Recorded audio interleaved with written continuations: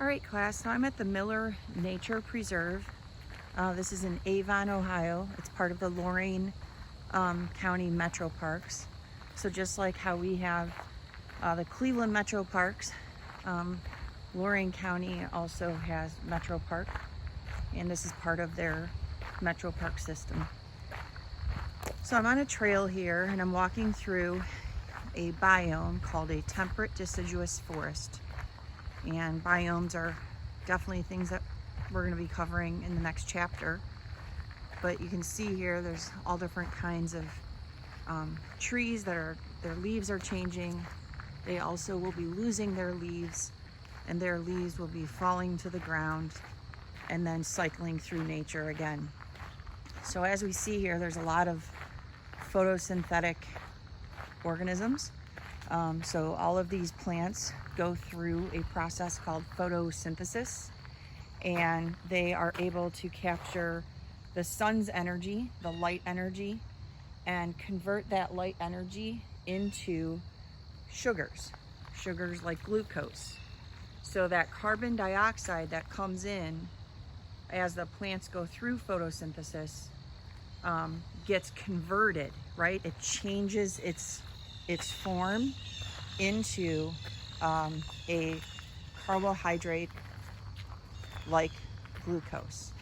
Okay, so one carbon dioxide molecule plus 5 more equaling 6 carbon dioxide atoms is the glucose. Okay, so these plants go through that. They will trap that carbon in the sugars that are in the leaves here. This is actually a red oak that we see right here, so hopefully some of our acorns will germinate in the spring and we'll see something like that eventually, right? And so when you look at photosynthesis, there's like scientists reference, like if you were to add up all photosynthetic activity, it's called gross primary productivity.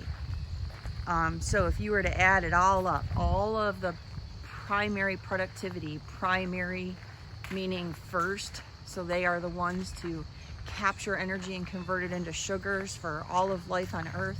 If you were to add all of the photosynthetic activity in this forest up, that would be considered the gross primary productivity. But what we have to understand is that it costs energy to get energy. So these plants, it's not like they get 100 units of energy from the sun and convert it into 100 units of glucose. You know what I mean? Like, it's not an equal thing. So there's a topic called net primary productivity, which basically then subtracts the cost of getting the energy from the gross. So gross is the max amount. It's kind of like a paycheck. Okay, you get a gross pay, and then there's a net pay in your paycheck. And the net pay is what's left over after all the taxes are taken out and deductions, right? So in science and in ecosystems like this temperate deciduous forest, there's gross primary productivity, which is the max amount of energy. And then we have to subtract from that the cost of getting that energy. And then that makes it the net primary productivity. Okay, so what is the cost then? Well, if you look at these plants here, here's goldenrod. This is a native plant. A lot of people confuse it with ragweed, but this is a native plant that pollinators love. And it costs energy for this plant to actually produce these little flowers. Okay, so there's those little flowers. I don't know if it'll focus any better, but it costs energy to make that.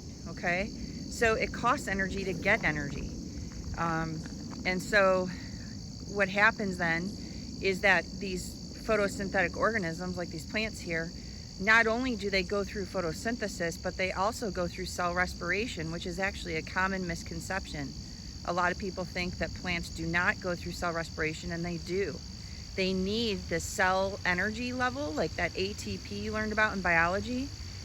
They need ATP to actually function, okay? Just like putting gas in a car, you need gas in a car to function. So they also require the fuel of ATP to process things and produce things like these beautiful flowering see here. There we go. I don't know if it'll focus. But those little flowers there, which all the native insects love, that produces those sugars, and it costs energy for the plant to do that. So that's gross primary productivity, which is max. It's the total rate of photosynthesis. Net primary productivity is the energy storage as a result. So what is available to be passed on to the next level, okay? So you have something like, let's say, a grasshopper that comes and eats some of the leaves on this. The amount of energy that that grasshopper gets is not the exact amount that is in it, because it costs energy for even the grasshopper to exist, right?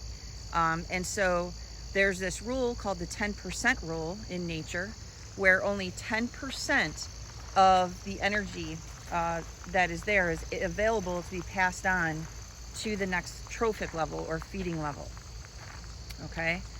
And when you see a food chain and a food web and you see arrows, you know, going from a plant to a grasshopper, from the grasshopper to, let's say, a blue jay, from a blue jay to a top predator, like let's say a hawk, those arrows, you guys, indicate the flow of energy, because energy is flowing.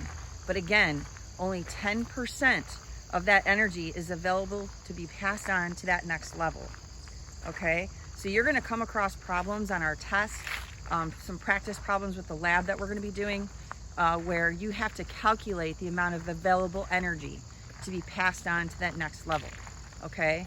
And so they usually measure units of energy in kilojoules when they're talking about ecosystems as like a whole, okay? All right, so what we've gone over so far is temperate deciduous forest, photosynthesis, the fact that photosynthesis also includes cell respiration in plants because it costs energy for them to even get energy. It costs energy for them to make little flowers. It costs energy for them to grow their roots, right? And so they have that going on. And so then that leads us to the net primary productivity, which is the available energy to be passed on to that next level, okay? So again, and the arrows, another thing we talked about was the arrows in food chains and food webs. Those indicate the flow of energy from and to.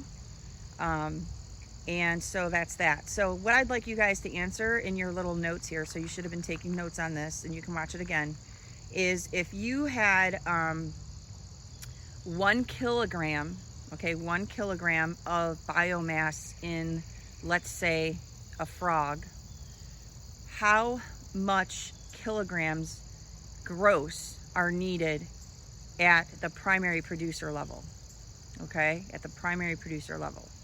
So 1 kilogram, and say, let's say that the food chain is, you've got a plant, okay, and a plant has so many kilograms available to be passed on to that next level. And then that next level after the plant is, let's say, a macroinvertebrate, like a little bug that eats the algae in a pond.